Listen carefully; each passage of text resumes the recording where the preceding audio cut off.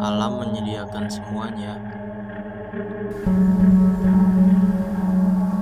Kita hanya boleh memanfaatkannya, bukan mengeksploitasinya.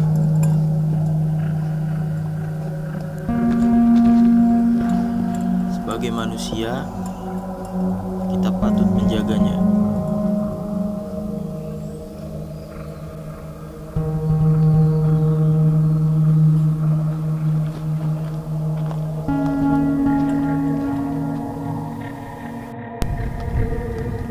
Menghangatkan tubuh dengan perapian adalah contoh kita butuh alam.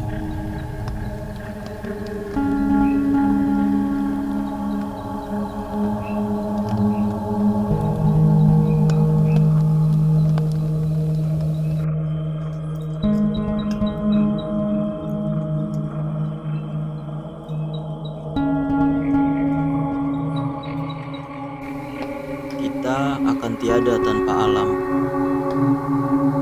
tapi alam akan tetap ada tanpa kita.